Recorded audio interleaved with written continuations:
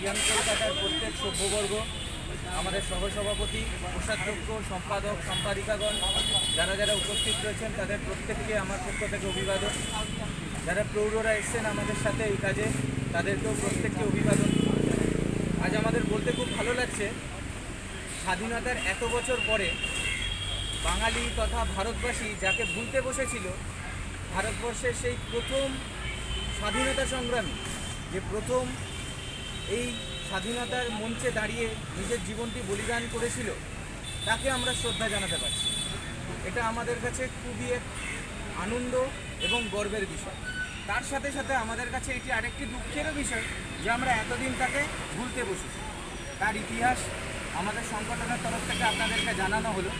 একটি কূট ষড়যন্ত্র করে তাকে তার পদ থেকে সরিয়ে লঘু পাপে গুরুদণ্ড দিয়ে তাকে ফাঁসির সাজা দেওয়া হয়েছিল এই স্থানে। এটা এক ধিক্কারের জায়গা। কলকাতার বুকে জনমানুষের সামনে এই জায়গা এখনও পর্যন্ত মানুষের চোখের আড়ালে রয়ে গেছে এরকমভাবে।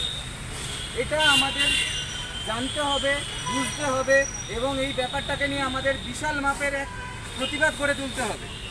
এটা আমাদের কাছে খুবই দুঃখের বিষয়।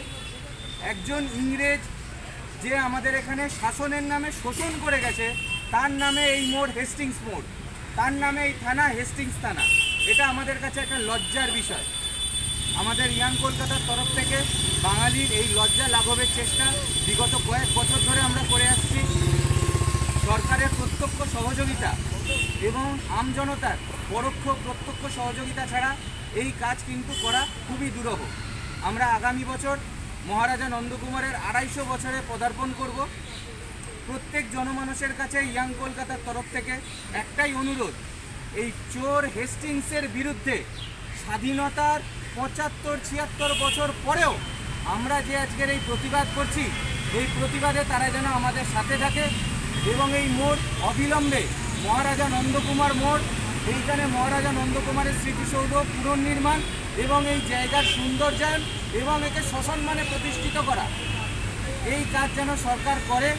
এটা আমাদের পক্ষ থেকে সরকারের কাছে এক আবেদন থাকবে এবং প্রত্যেক আমজনতার কাছে আমাদের এটা আবেদন থাকবে, তারা যেন এই কাজে আমাদের চট্টগ্রাম পরিষদে তারা যেমন আমাদের সাথে এলেন, প্রত্যেকটা সংগঠন যাদের কাছে আমাদের এই বার্তা পৌঁছাচ্ছে বা ভবিষ্যতে পৌঁছাবে, তারা যেন আমাদের সাথে আসে, আমাদের পাশে আসে, এই মহান কাজ করতে আমাদের যেন সাহায্য করে। আর বেশি দীর্ঘায়িত করব না। বৃষ্টির সময় প্রত্যেককে অভিবাদন জানিয়ে আমার এই ছোট্ট ভাষণ আমি এখানেই সমাপ্ত করলাম। প্রত্যেককে শুভকামনা রইল ইয়াং কলকাতার তরফ থেকে।